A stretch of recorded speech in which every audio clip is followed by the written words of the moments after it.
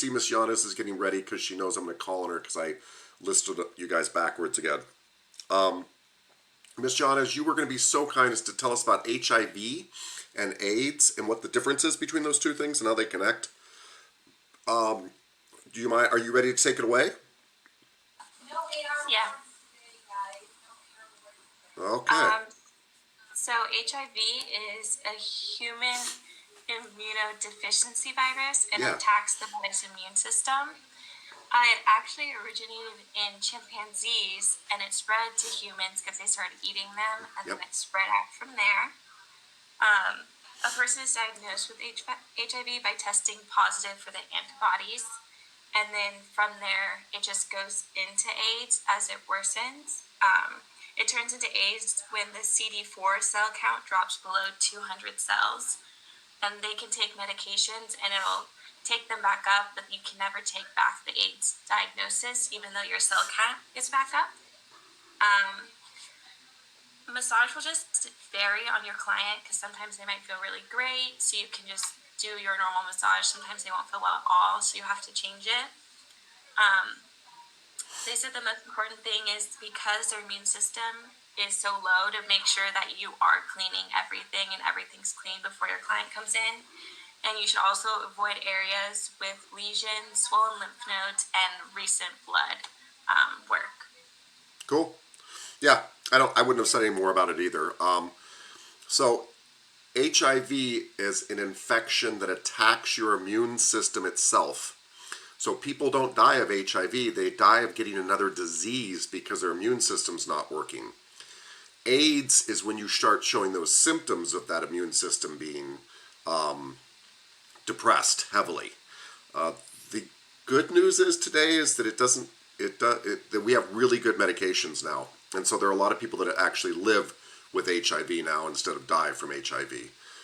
So they don't have a vaccine for it, but they've gotten very good at combating it, and people have lived long periods of time now if they can get the right medication and things like that, and if it's diagnosed on time, things like that. As a massage therapist, I'm not even, this is, I guess, a relative contraindication, but I'm not even worried about them so much. The big deal as a massage therapist is some people don't feel comfortable working on somebody with a deadly disease in them, and that's completely fine. You're welcome to use gloves and stuff. My personal opinion is, if you don't have any cuts on your hand and you're not rubbing any cuts on their body, you are very safe. HIV, to contract it, needs a fluid transmission. You have to get some of their blood inside your body, or have sex with somebody with HIV, and it's hard to have any of the, obviously the sex part is not going to happen, but it's hard to have any of those fluid transmissions in massage. So you're actually quite safe. You would never, by the way, on anybody rub anything that was a cut or a wound or something open, right? That's just a no-no with anybody. And I'm sure many massage therapists have unknowingly massaged people with HIV who have not disclosed before. It's actually not highly contagious from touch. From touch, it's completely safe. So that's the only kind of thing. Any questions, thoughts about that, anything?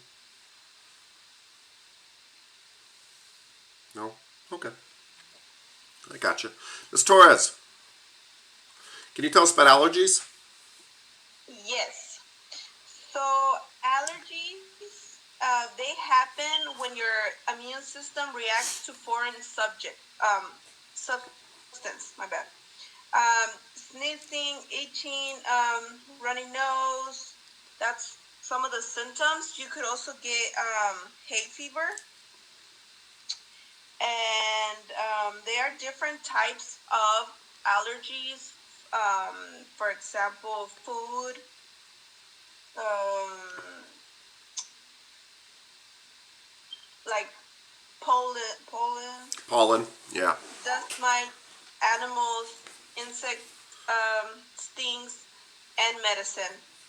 Um, it doesn't happen because your immune system is low, or what's the word? Yeah, depressed or, It, yeah. yeah, it's the opposite. It happens. Your immune system responds too strongly to a foreign substance. Yeah. Um, There is no cure for it. So, yeah. Yeah. So, yeah. So, Um, they say that coffee helps. I don't know. They did some studies saying that coffee helps. Um, but it won't make it go away. And they also say that vitamin C helps to decrease the histamine on the body. So like what produces the itching on the nose. yeah.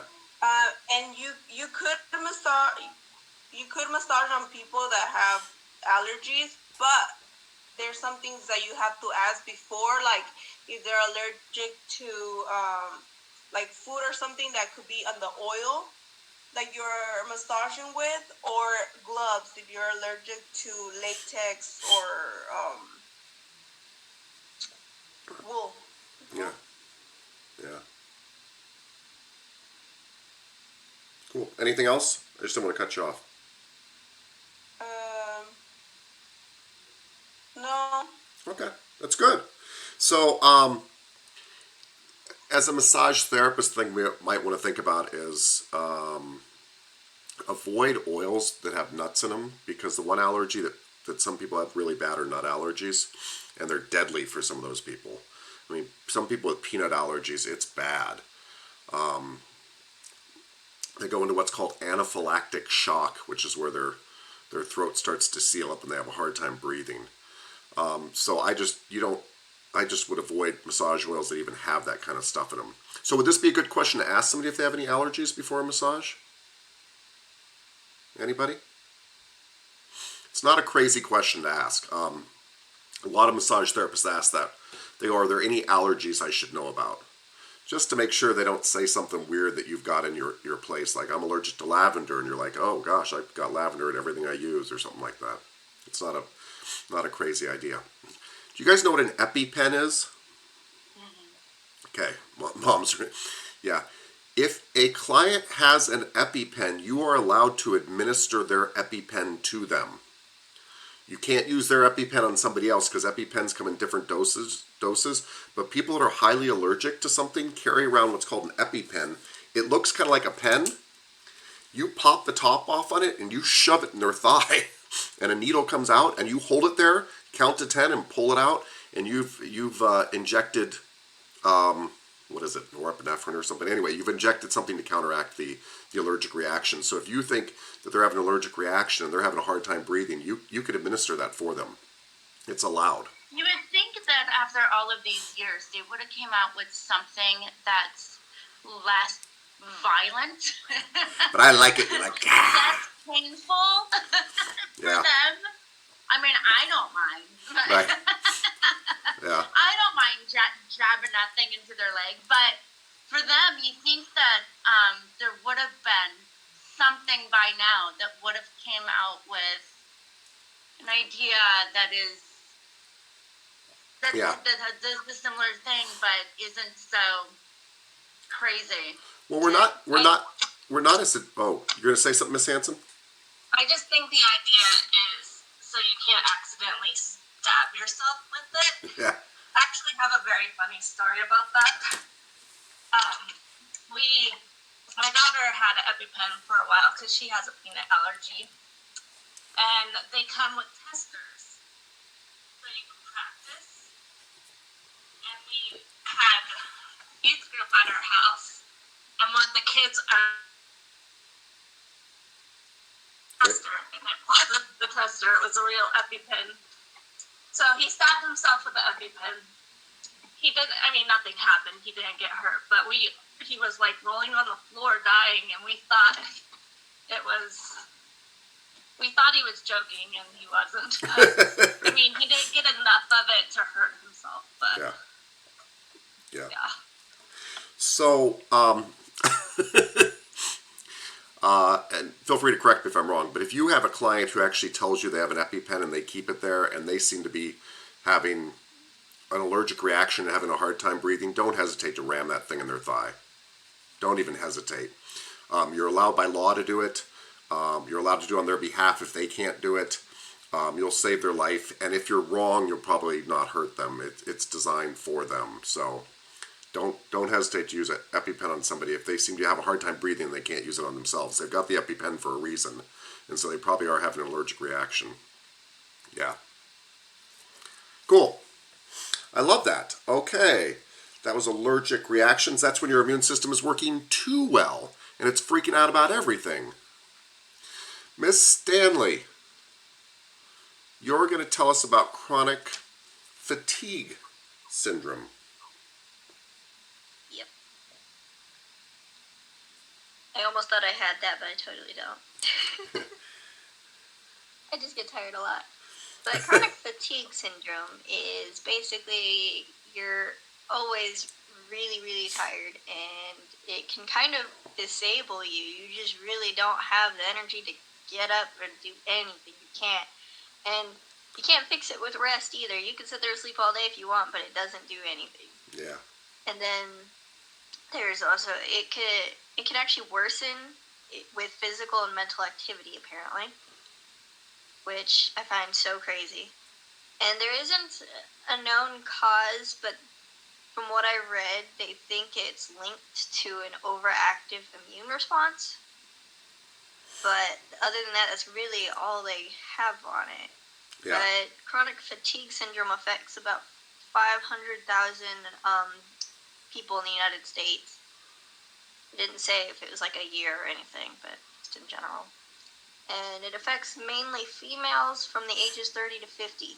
Yeah. And then for massaging, it's not a contraindication or anything. You just ask them basically how they're feeling and what symptoms they have, and you basically get to customize a massage for them. And if you massaged them prior, see what they liked or disliked and what might help them. It doesn't really make much of a difference. You basically massage them like any client. I agree. You nailed it. Yeah. So I had a client with chronic fatigue syndrome who did not fit the typical category. He was young. He was probably 20 years old, male, and he used to be highly active. He was an athlete and all this stuff, and he just developed this thing out of the blue. And yeah, they think it's maybe your immune system is overreacting and wearing down your whole body, but he was just like exhausted. And if they did anything, if they had to have like a family outing for some big event, he'd be wiped out for like a week after that from like these small little things. He was in pretty good spirits, but that was one of the things he had to really watch too, because it becomes very depressing to be that tired all the time, especially when you're used to being an active athlete and all of a sudden you can't. It was just very interesting. But he looked just like you and me, looked healthy. Massaging was like massaging anybody else. It's just his lifestyle was incredibly impaired by this thing. And when you first hear about it, he looked so healthy. You're like, are you making this up? But he was just, yeah, he'd get exhausted. He was exhausted all the time. And you're right, it didn't matter if he slept or anything. I mean, tired, like having a hard time getting the energy to just do anything. Yeah. Yes, Miss Monreal. So I have that. And yeah, it's not fun.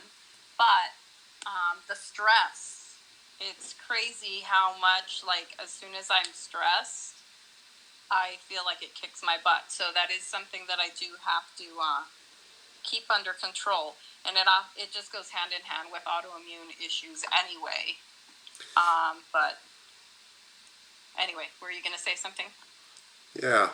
Well, for one thing, I was going to thank you for bringing that up, because it's really true. I want to point out to everybody, this is another example where stress seems to tie into the disease. At the bare minimum, it makes it worse. Stress, which is what you guys are going to help eliminate with massage or reduce with massage. So I just kind of wanted to point that out. Yeah. Anything else? Okay. They also think sometimes this stuff might be a response to the person's emotional state too, like we just said with stress, which is if you are hyper vigilant, which means you are always on edge, you are always worried, you're telling your immune system that there is a problem and it needs to be on edge and worried too. So your body does respond to your thinking. So calming yourself down has some real advantages and things like this, which I do not want to put words into Miss Monreal's mouth, but in a way she's kind of saying that, I think, which is she has to monitor her stress, otherwise it shows up physically for her, which makes things even more worse. Okay. Miss Petrie, lymphedema and edema.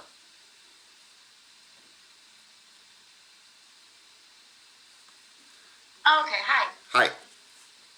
So I thought that, I mean, I've seen people who have mild, I guess, but I was looking up some of the images on Google. I don't know if you can see that, but that's pretty intense. We can't see it. Some of these images are just like, that's awful. And it just looks so painful to have that much swelling. Right. This is obvious swelling, yes. Right, right. So, anyhow, what lymphedema refers to swelling that generally occurs in one of the arms or legs, sometimes both arms or both legs swell. Lymphedema is most commonly caused by the removal of or damage to your lymph nodes as a part of cancer treatment. But the book was kind of reading something a little bit different, but this was the information that I picked up. Sure. That I was looking at. So, blockage prevents lymph fluid from draining well, and the fluid buildup leads to swelling. While there is presently no cure for lymphedema, it can be managed with early diagnosis and diligent care of your affected limb. Swelling caused by abdominal accumulation of fluids with interstitial spaces. I read about a lady who has an eating disorder, and the doctor warned her that she may experience edema as a side effect of the refeeding process. Not just have swelling, but also chronic swelling. What's the refeeding process? Yeah, because she had an eating disorder, and so the doctor explained to her that, listen, you're probably going to get a lot of swelling because of your eating disorder, and it's a refeeding process. Yeah, I don't know what the refeeding process is. I don't know what that is either, but that was her article that she was talking about for herself, that she was going through. And then, Oh, okay. Refeeding process is when you're reintroducing food after somebody hasn't been eating. That makes sense. Okay, that does make sense.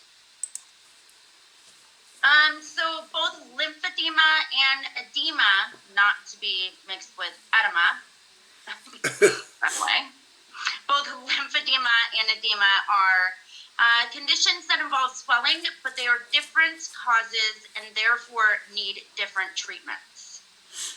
Cancer treatment side effects that can show up years later, which I didn't realize either. It can't just be as you're going through something. It could show up years later, this swelling. So that's really sad. Like, you went through so much to get through this cancer, but here, we're just going to slap some swelling onto you 4 years later. So what's the difference between lymphedema and edema? I'm getting there. Oh, sorry. Yeah, you're cutting me off. I'm sorry, Miss Petrie. You should be. So it says, massage is great, but deep tissue can be heavy. Look for someone who is a certified lymphedema therapist. Now we'll go on to edema. Is swelling caused by excess fluid trapped in the body's tissue. Although edema can affect any part of the body, so lymphedema just really goes for the limbs, but edema can go anywhere.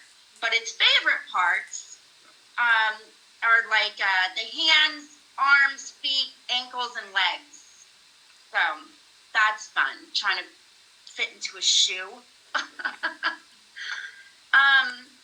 Edema can be the result of medication, pregnancy, or an underlying disorder. But I thought that pregnancy, swelling just happens because a baby's growing.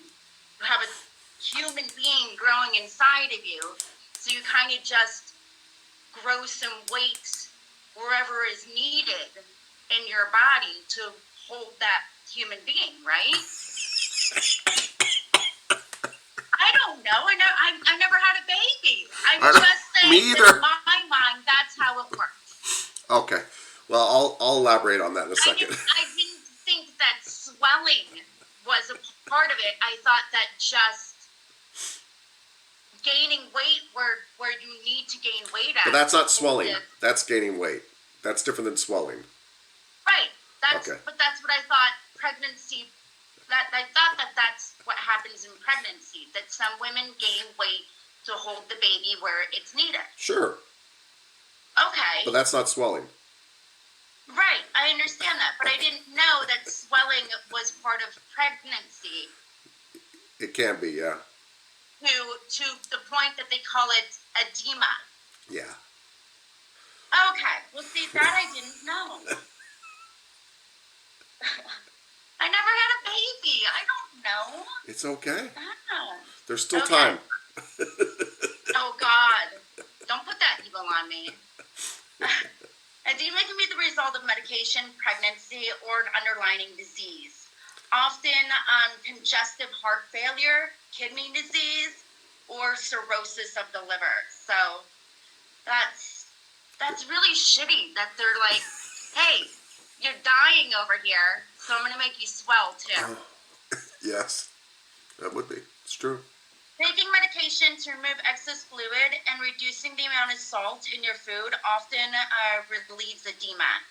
When edema is a sign of an underlying disease, the disease itself requires separate treatment. Massage is one of the best ways to alleviate the swelling problem. Massage won't deal with the underlying cause of the problem, but it can help to drain some of the fluid from your feet and ankles and reduce swelling. And that's it. I'm finally done. Now I can talk? Yeah. Thank you, Miss Petrie, and I greatly appreciate all the side commentary, too, just to make it more emotionally real for us. So, the terms lymphedema and edema are often, they shouldn't be, but they're often used interchangeably. So don't assume too much when you hear somebody say lymphedema or edema. Sometimes they are different, and I'll explain like very simply how they're different, but sometimes people use them interchangeably, so whatever. They both are swelling. Edema just means swelling. Edema, it's just a fancy word for swelling. Lymphedema usually means swelling because there's a problem with the lymphatic system. Right? So if I eat too much salt, I might get edema because it makes me retain extra water in my interstitial fluid. My lymphatic system's still getting it out. It's not going to get too bad. It's just edema. Or if I bump my elbow and it swells up, that's edema too. But if you said all this, Miss Petrie, I'm just kind of summarizing it. I'm just thinking that, okay, so that does make sense. It's just not the kind of swelling that I was looking up. Because I'm thinking pregnant women, they don't swell like that. No, they don't, but their legs often swell, and usually that's the weight of the baby stopping venous return coming back up their legs. Okay. And that's edema. I'm looking at these images and I'm like, oh my gosh, I've never seen pregnant women swell like this. No. I mean, I can understand that it's water and salt and all of these things that make them swell a little bit, but I wouldn't think like that. So the fancy term for that makes sense now. is so now you just explained it to me. Thank you. pregnancy-induced edema, which is just swelling caused by the pregnancy. I'm sorry, are you talking? Yes. Lymphedema, though, means there's a problem with the uptake apparatus. Remember, the job of your lymphatic system is to get extra fluid out of your body. So if that breaks down, you have extreme swelling because your heart keeps pumping blood around, it keeps dropping water off. You've got all this buildup of waste and water, and the lymphatic system is not picking up in that area. And yes, we often see it like in cancer surgeries where they remove lymph nodes, and therefore lymph nodes are found on lymphatic vessels, so they have messed up the plumbing that's meant to pick up the extra fluid in your body. So often that entire area, that entire arm, that entire leg gets extreme and chronic swelling. But it's swelling due to the fact that the lymphatic system is not working in that area. That's lymphedema. That's swelling due to the fact that your body is not uptaking the fluid well because there's a problem with the uptake system, the lymphatic system. Edema is just swelling. It could be because you bumped your elbow. It could be because you have a baby and it's putting weight on your pelvis, and so you're getting some swelling in your legs. It could be because you had too much salt, whatever. So you can use swelling and edema interchangeably. Most people do in the medical field. But lymphedema is considered to be a more serious thing because there's some problem with part or all of the lymphatic system. And it is more serious. Any questions? Comments? Thoughts? Thank you, Miss Petrie. That was very entertaining and informative. Miss Nguyen, you have lupus. Okay. Lupus, and when the body make too much antibody. Yeah. And That's it. make it make slower in the red blood, white blood, and platelets. Yeah. And lupus in the autoimmune disease, the immune system attack the own tissue and organ, Yeah. and making the kidney, joint, brain, heart, and lung hurt. Yeah. And women have more than men. Yeah. And I think in the start in the 20 and 30, and apply in the avoid if in the increases inflammation, Yes. and for massage, but Yeah. you cannot in the massage deep tissue and hot tone. Yeah. Boom. All right. Really well done. Really clear. So lupus, this is a particular type of lupus, but it doesn't matter. For our purposes, lupus is lupus. Lupus is an autoimmune disease where your body's immune system, its defense mechanism that's stopping foreign invaders, attacks you. Yeah. So it's an autoimmune disease. It can attack pretty much any tissue in the body. It loves joints and lungs and hearts, even intestinal stuff. And it causes inflammation. So people get pain, swelling, redness, irritation inside their body. So it is painful and uncomfortable. But you can massage them. They don't recommend deep tissue because they've already got inflammation in there and you don't want to make more inflammation. But it's an autoimmune disease where the body's attacking itself. You can massage them. Avoid deep tissue because you don't want to cause extra tissue damage on this person. I would say you're fine if that area is not inflamed, and they would know because they'd be hurting in that area. Anyway, the only thing is it's just very painful for people. And there are some medications that help, but it's tricky. It's tricky to combat autoimmune diseases because you don't want to wipe out the immune system to stop the disease, right? You need the immune system to fight off other diseases. So that's it. Thank you, Miss Nguyen. That was really good. Really good. Yep. I love it. Okay. Any questions on that, everybody? Lupus? Yeah? Cool. All right. Oh, I'm very happy today because I hope you can understand about that. Yeah. Well, you used very short sentences, and they were one thought at a time, and it really helped. Yeah. You said autoimmune disease affects women 20 to 30. Like it was very easy to follow. Thank you. You got to keep it simple for Tapscott. I'm not that smart. Yeah. Okay. All right. We are also going to do some quick systems review, partially because we didn't have a lot to cover in autoimmune diseases. And so we're going to do some review of systems of the body so we don't forget. You can feel free to ask our guest speakers questions at the end of their thing if you have any questions. And our first presentation is on the integumentary system by Miss Lymphatic. Miss Bolotic, are you ready to tell us about the integumentary system? Yeah. You're just reviewing. You're not trying to wow us with new information unless you want to, but I just meant like, cool. Review the integumentary system for us. What is it? I forgot all about it. So the integumentary system consists of the skin, hair, and nails.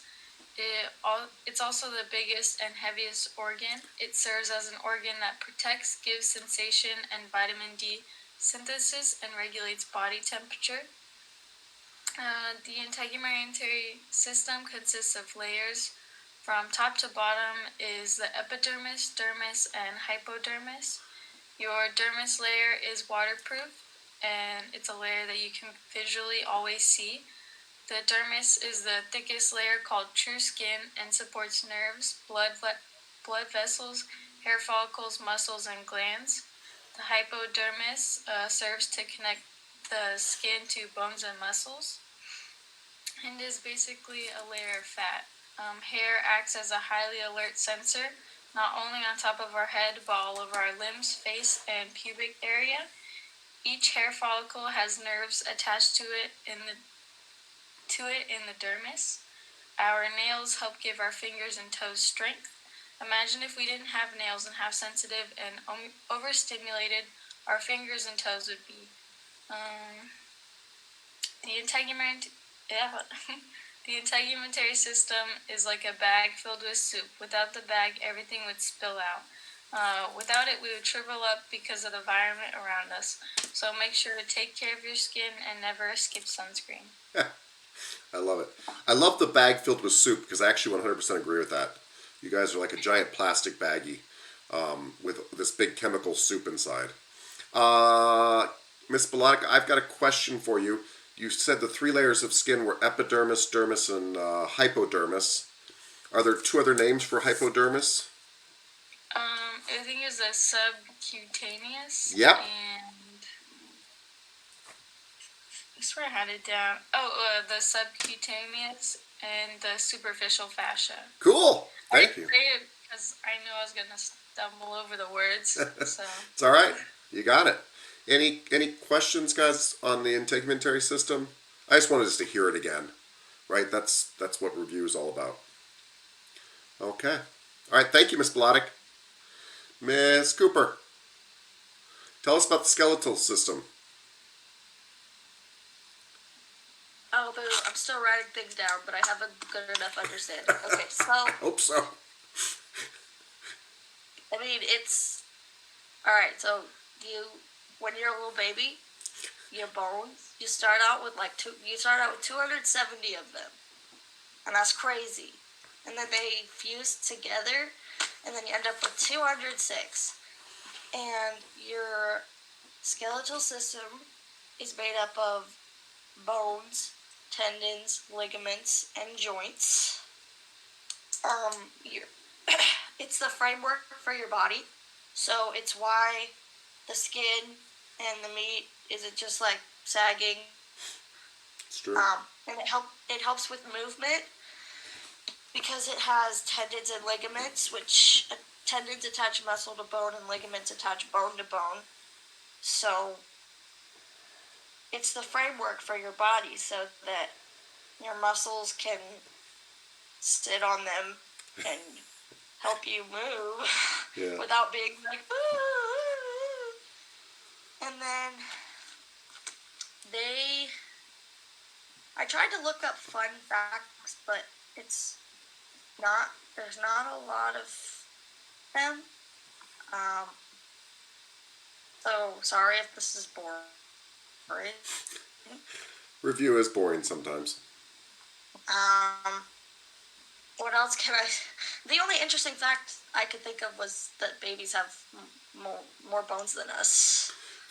It's true. In fact, our next lecture, we're going to start learning about the hips. And your sacrum is several bones fused together, and your coccyx, which is your tailbone, is several bones fused together. Yeah. Yeah.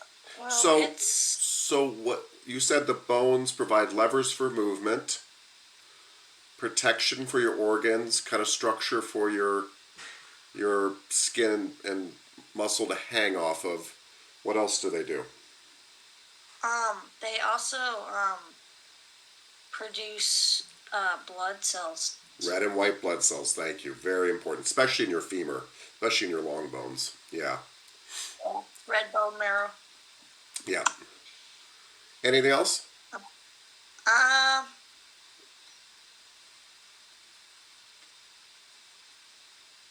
thought there was something, but Right. I don't remember that. That's Okay. all. That's all I got. That's a good overview. Just remember, everybody, too, the bones are dynamic. I wasn't expecting you to say this, Miss Cooper. I just want to remind everybody, but bones are dynamic. They have a fascial network inside them that's filled in with calcium and potassium, and they change in density and the direction of that density depending on your physical activity, what you do, how much you do, all that kind of stuff. So they are living things. We always see them as dead because we see bones after something's died, but they're living, dynamic things. Oh yeah, I wrote that down. They're alive inside your body. Yeah. So what is the fascia, Miss Cooper, that surrounds bones?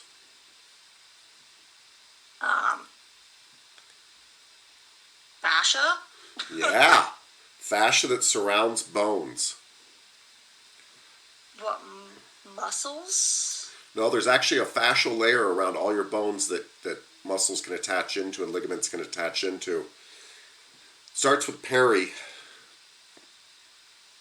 Peri is periosteum? Periosteum is the fascia that surrounds bones. Good. Cool. Cool. Thank you. Any questions, anybody? Comments? Thoughts? Do we miss anything?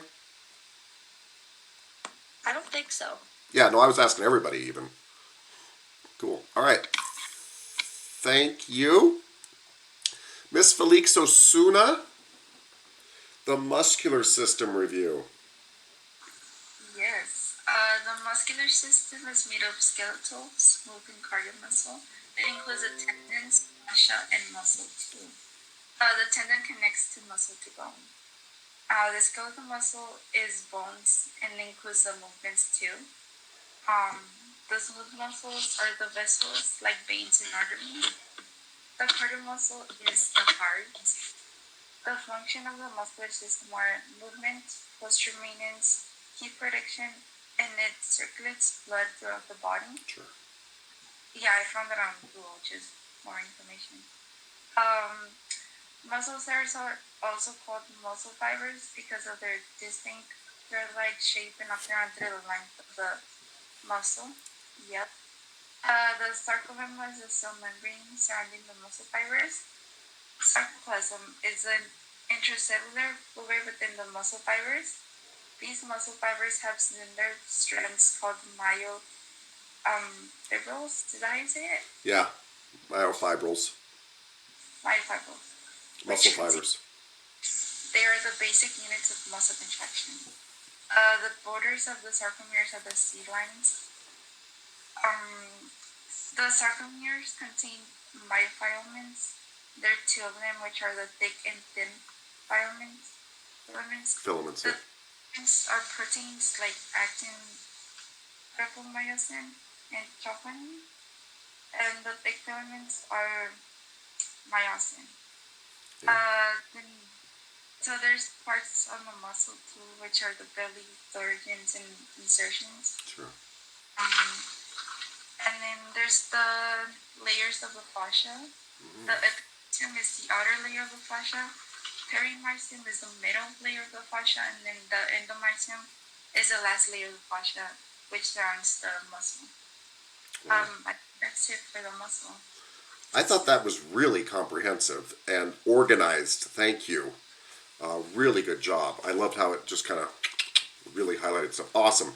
So you mentioned that the muscular system is muscles, tendons, and associated fascia, that there are three types of muscles: skeletal, cardiac, and smooth. Cardiac is heart, skeletal moves you around, attaches to bone, smooth is around the tubes of your body, like veins and arteries, and lymphatic vessels and digestive tracts. You mentioned that muscle fibers are actually muscle cells and that they have contracting units called sarcomeres. You mentioned the myofilaments inside, the thick and thin, and the actin and myosin. You mentioned that muscles help with moving stuff along through tubes, your cardiac, moving blood through the body, and movement and heat production.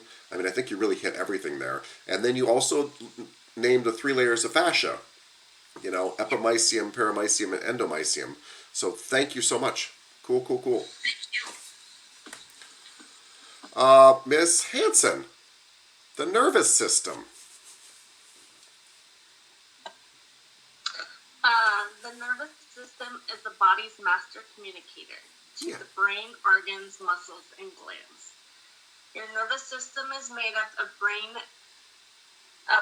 and spinal cord, cranial, spinal nerves, sense organs, and neurotransmitters.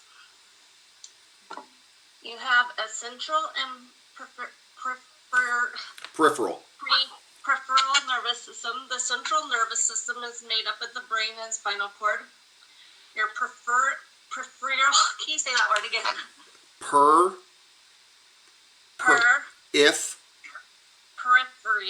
Yeah. Peripheral too. Peripheral nervous system is made up of other spinal cords. Your peripheral nervous system is subdivided into the somatic nervous system and the autonomic nervous system. The somatic nervous system regulates skeletal muscles and joints, contains receptors and special sensors such as vision, hearing, taste, smell, and touch. The autonomic nervous system regulates involuntary response such as organ, glands, and smooth muscles.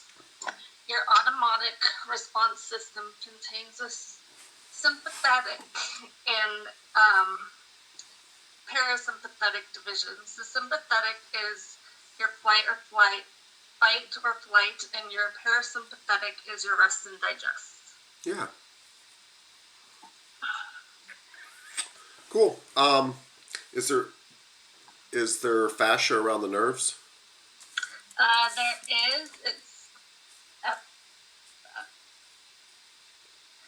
epimysium. Am I saying that right? Well, that's around muscle. Myo means muscle. You're probably looking for something like epineurium. Epineurium.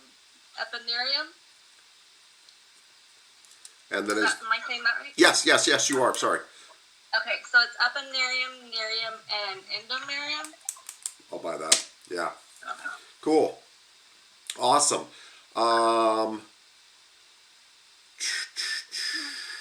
That sounds good. I was trying to think if I had any questions for you. Sorry, that's all I was paused on.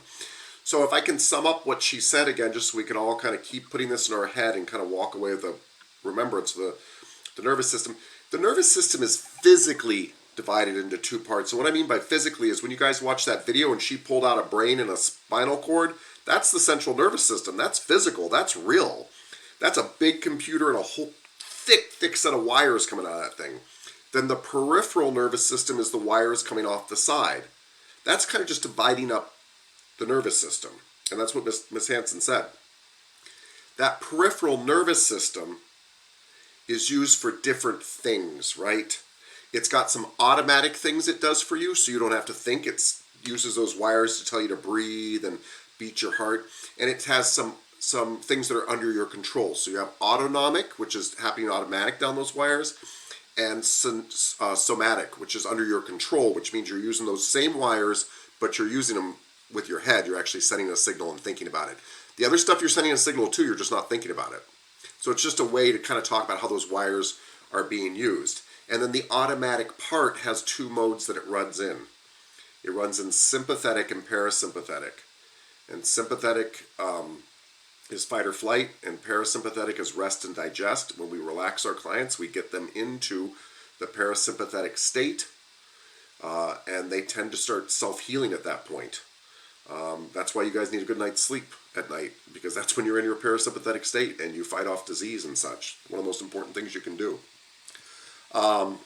We also talk about these peripheral nerves by which way they send messages, especially in the somatic sense, like when we're under their control. If they are after a sensation has happened, we call them afferent it's the same wire, but this is a wire that's receiving and going up to the head, right? If it's a wire taking a message back to tell me to do something, that's efferent. But they're really the same wires, just ways for us to talk about how those wires are being used.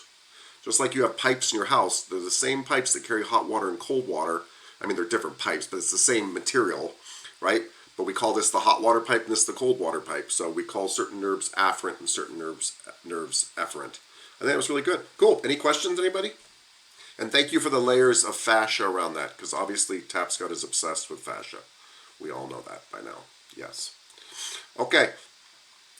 Miss Hunter just disappeared. It doesn't seem fair that she's in my classroom and I'm at my house, but Miss Hunter, are you still there? She is, and she's laughing at me. Yeah, thanks. Because I look at there and I'm like, I'm supposed to be there teaching. You're supposed. Anyway, Miss Hunter, would you be so kind as to tell us about the endocrine system, to remind us really about the endocrine system, right? Yeah. So the reason why I got up is because I did my own study of the endocrine system, and then I turned my head to the right and I see this poster that says the endocrine system right here in the classroom.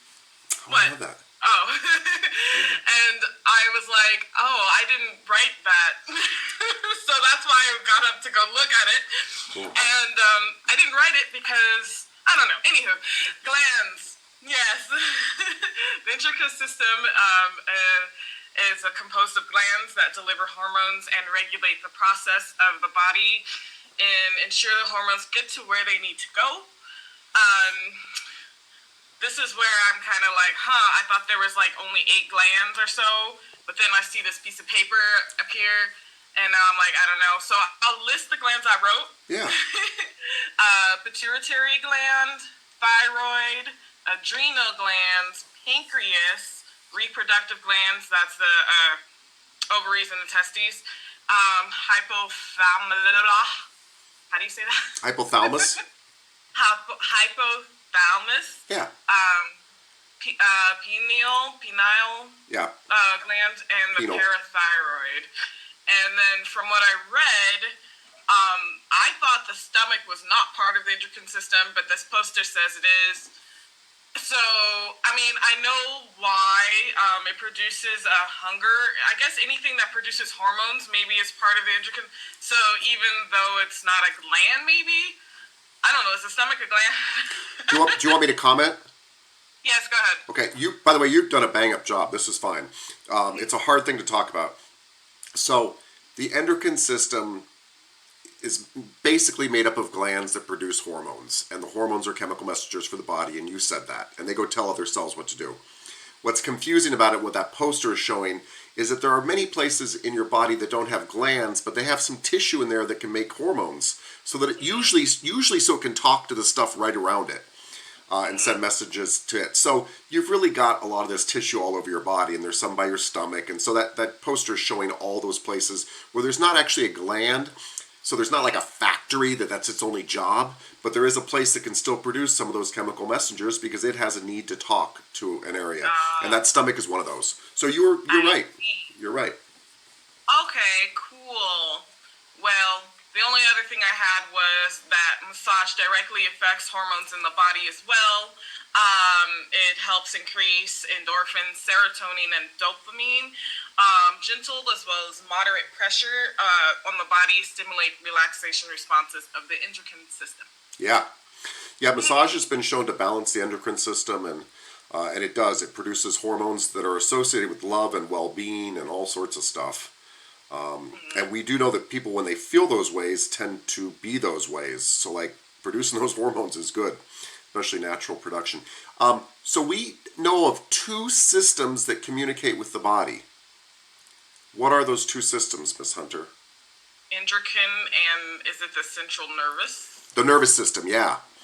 Both of those. One is kind of quick. The nervous system's pretty fast. That's why I'm able to snap my fingers right now, right? And the endocrine system might be a little bit slower but longer lasting because it's kind of injecting you with some messages and such. Yeah, well done. Cool. Yeah, I thought you were going to ask me what fascia surrounds the endocrine system, and I was like, OMG. Yeah. Yeah, if I knew the answer to that, I would have asked, but I don't know. I'm sure there's a name for it, but yeah. didn't seem important. Okay, cool. So the endocrine system is one of two systems that communicates with the body, the nervous system and the endocrine system. The endocrine system is mainly composed of glands that produce hormones. Hormones are chemical messengers that go tell other cells what to do. But you also have hormone-producing tissue in lots of areas of the body that usually is communicating with stuff right around it. Well done. Thank you. Thank you, thank you, thank you. And thank you for putting it in your own words. As we go on, guys, this won't be the last time we do this. Keep trying to progress and put stuff more and more in your own words. And the reason for that is you'll understand it better, but other people need to hear it different than I explain it and different than the book explains it. Good job. Mr. Kondaris, digestive system.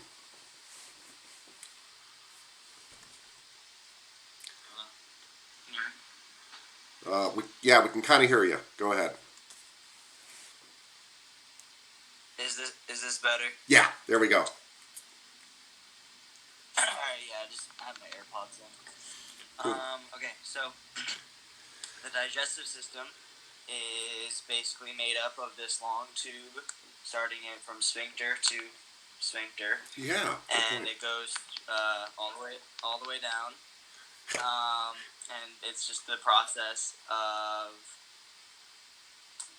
ingest the food and put it in your mouth and you chew it up, and you're supposed to chew it actually like more than 4 times so that you can actually make your digestion process easier. And then you swallow and it begins to go down the esophagus and into the stomach, and basically it's just made up of these it's made up of tube-like organs and solid organs, and the tube-like organs being the esophagus, stomach, and I guess just the intestines, yeah. And the solid organs are the liver, pancreas, and the gallbladder. And the pancreas, it secretes hormones as well as it does the enzymes, right? Yeah, what kind of enzymes? And then the enzymes help break down sugars, fats, and starches. And then the hormones help with the hormones. And your liver has over 300 jobs, and its main job is to filter the blood coming from the digestive tract. And then it starts to go through, and stomach acid breaks down food, and like I said, the enzymes help.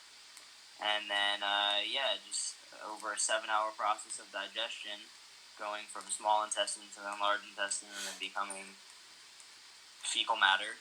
And then you feel the urge to go, and then you go. And then that's pretty much what happens. Whew. So, Mr. Kondaris, what does the gallbladder do? Hold on, I wrote it down. Gallbladder, yeah, can't leave that one out. That one's important.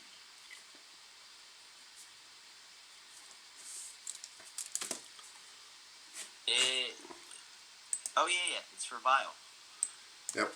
Yes, and what does bile do? Bile, isn't that like part of the stomach acid? No, not really. Okay, I know like if you don't have any food in you and you have to throw up, that's what comes up. But I thought that bile assisted in the breaking down of food as well as stomach acid and enzymes. Yeah, I mean, stomach acid is in your stomach, right? Mm-hmm. The pancreas produces bile, and then it's stored and concentrated in the gallbladder, and then that is released into the small intestine. Okay. Yeah, that helps to break down fats usually. Okay, so fats are hard to break down.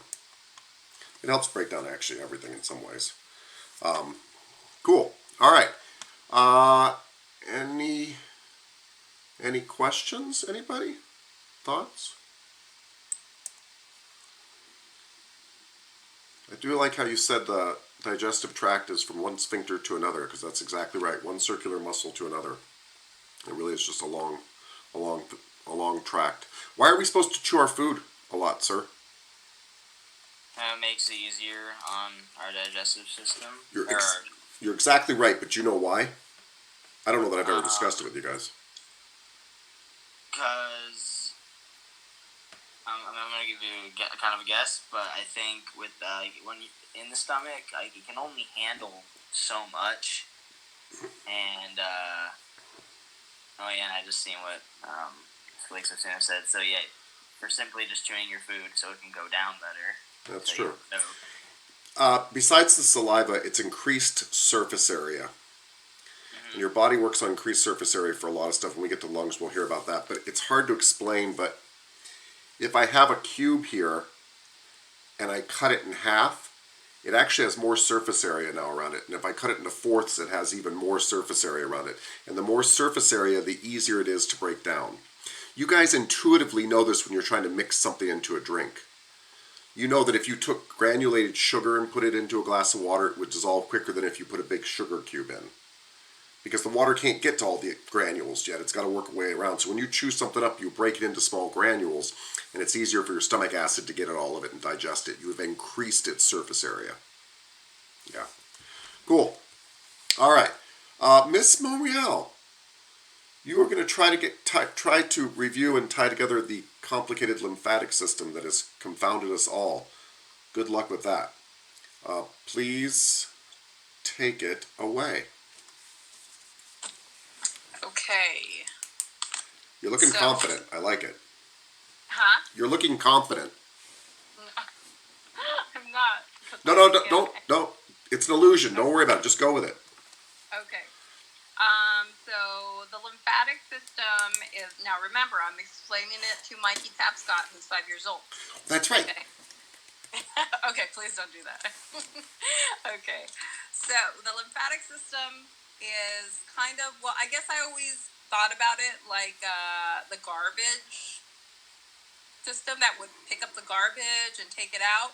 Yeah. But I mean, I did know that it played a role in the immune system, or at least to support it, but Yeah. I guess I didn't realize how much until we started getting into this. So, I'm just going through my notes.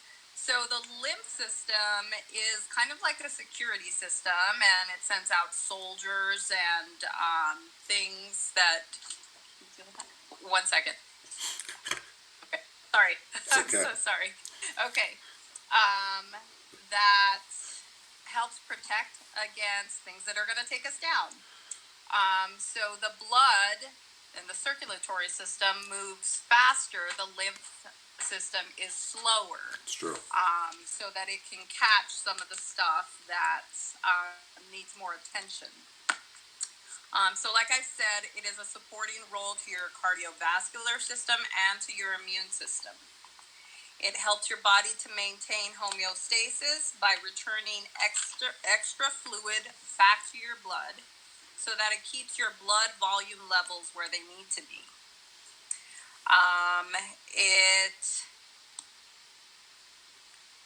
I wish I was more organized with my notes because I'm like, what the heck does that mean? I'm going to skip that. Okay, so it does prevent you from dying when you get a cut because it, and I don't remember all the names of the cells or whatever that it sends, but it sends things to protect you from the bacteria that would be coming into your body, like when you get a cut.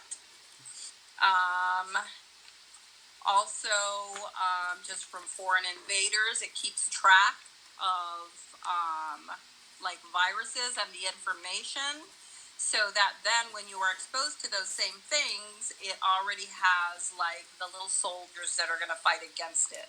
Got that, Mikey? I got that. Okay.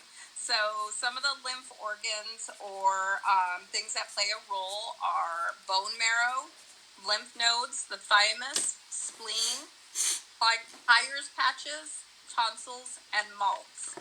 And malt is like the mucus stuff that lines like your nose, your throat,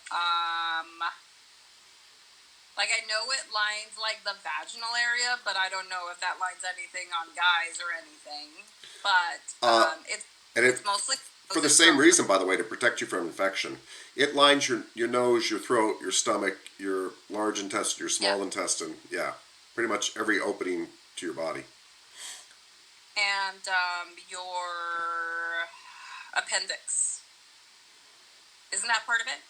There was something that I read online that didn't necessarily weren't listed in the book.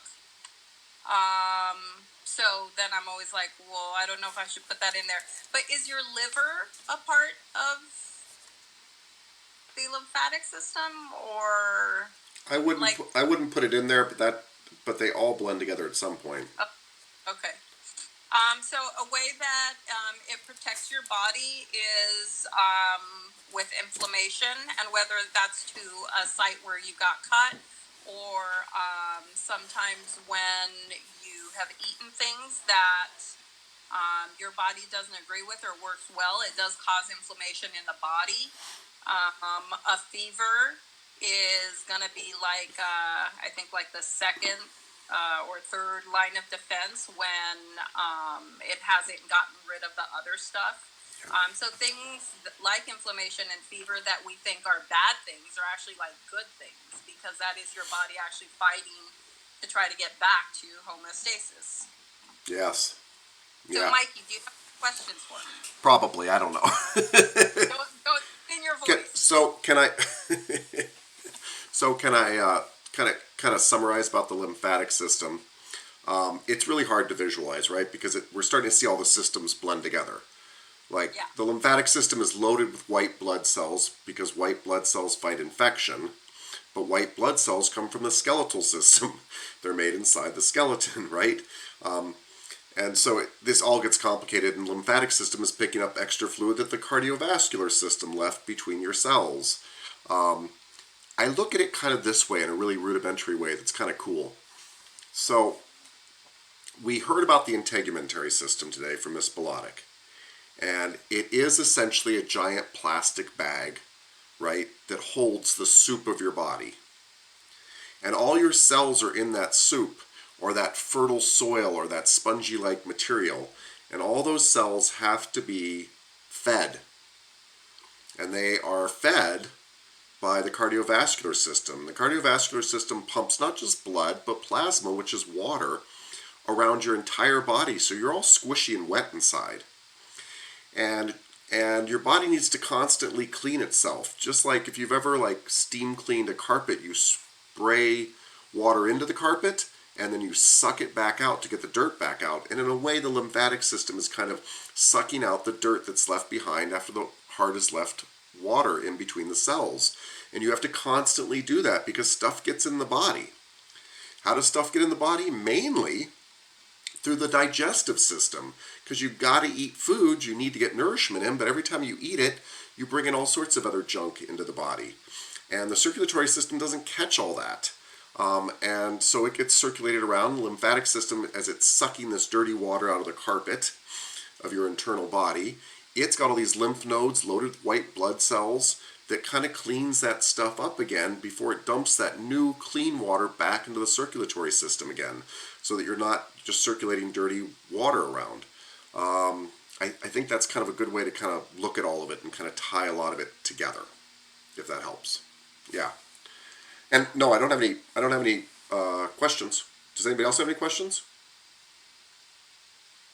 No? Something super interesting. Please. And I don't think it was all white blood cells. I think it was some that they can change their shape to go from the fluid into the tissue organs. Yes, to get into small places, so to speak. Yeah, I thought that was really cool. So just kind of like shapeshifters. Yeah. No, it's very cool. And as we get into the defense mechanisms of the body more, we'll kind of study some of these cells that are white blood cells, T cells and B cells and all that kind of stuff, and phagocytes and all these things that help protect you. They are found in the lymphatic system, but they're kind of part of your defense system. But again, these are all just systems we made up to try to talk about the body, because there's a lot of stuff going on in the body. It's quite amazing. yesterday the question that I had was, and I wasn't able to remember the word right, but I remember it now. So are macrophages and phagocytes the same, pretty much the same thing? Because they both eat the bad things, correct? Yes, they do. Macrophage means like giant eater, and phagocytes I think do the same thing too. But embarrassingly enough, I don't know off the top of my head what the difference is between them. Okay. We're going to learn about them in the defense thing, but that means Okay. that's because I'll have studied it the night before because I forgot. I do. By the way, for better, this is kind of good and it's kind of bad. It's kind of sad I don't know off the top of my head because I'm your teacher and I probably should know. But also, it shows you guys, I prep about an hour for every class that we have together, even though I've been teaching this stuff for 6 years and even though I've been doing massage for 25. So the thing I'm asking you to do, I actually prep before all of our classes too, because you just don't walk out around and kind of remember some stuff, which is why we do so much review. Aren't just right off the top of your head. Nope, I'm faking it. But I do study it and truly, really relearn it so I can do it off the top of my head at that moment at least, so I'm not reading to you because you guys don't, you can read your own book. Okay, cool. Let's take a 10-minute break because you deserve it. That's why. Yeah? And because it made Miss Harper so happy. Yeah. What? You forgot me. Cardiovascular. How did I? Oh, I skipped right over you. Yeah. Oh, Miss Harper, yes, will you please tell us about the cardiovascular system? And thank you for being so honest, because I would have, I don't know, I just would have missed it. Tell us about the cardiovascular system. Okay. The cardiovascular system is consists of the heart, the blood, and the blood. Okay. Break. What? What? Sorry. Uh, the cardiovascular consists of the heart, the blood, and the blood vessels. The function of it is to maintain the blood flow to our body for Sure. us to be alive, and then it's responsible for transporting oxygen, hormones, and cellular waste through products to our body, and then the the organ. Now I'm lost. The body's hardest working organ is the heart because it pumps blood to the organs, tissues, and every cells to our body, and it Everything. helps us breathe in the oxygen and then breathe out the carbon dioxide. And then it is divided into four chambers: the right atrium, the left atrium, which is the superior chamber, the right ventricle, and the left ventricle. The it is the inferior chamber, Yeah. and then it hooks into a tubes, the arteries and the veins. Yeah. Veins, it is the oxygen poor blood. It just carries back, back, back to your heart, and then the arteries. It is a tube that carries rich oxygen, blood to away from the heart. And so when the poor blood enter into your heart, it goes to the right atrium, and then when it comes, it goes to the left. No, Right. to the right atrium, right ventricle, and then it goes away from the heart to the arteries, and it goes to the lungs. Yep. And then it goes back to the heart, to the left atrium, and then it comes to the left ventricle, and then it goes out to the arteries to go to your body and feeds your body with the blood. Wow. Are you done? Yes, sir. Okay. My favorite thing about your presentation is that I really believe that you understood what you were saying. like I could tell you're looking at your notes, but you actually were visually thinking about it. You were like right atrium, right ventricle, lung. I mean, the whole thing. It was really, really good. So I have a question for everybody. This is like a bonus question before we go on break. Miss Harper is correct in the sense that she said arteries carry oxygen-rich blood away from the heart, and veins carry oxygen-depleted blood, oxygen-low blood back to the heart. Is there a place in your body where that's not true? Is there a place in your body where veins are loaded with oxygen? In general, she's right. But is there a place in your body where veins are loaded with oxygen? There's Yes, even a name for them. there is. I just can't remember where. I see Miss Yana's nodding her head, too. Anybody? Miss Harper? No, I don't know. It's okay. I didn't expect you to know this, by the way. This is like a bonus question. Yes, you're right, Miss Stanley. So what do you call the veins coming back from the lungs?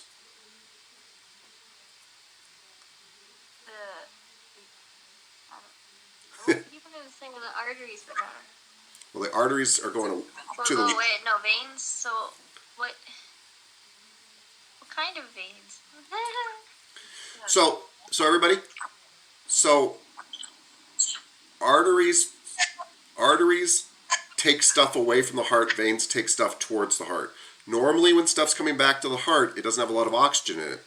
But if it's coming back to the heart from the lungs, it's called the pulmonary veins.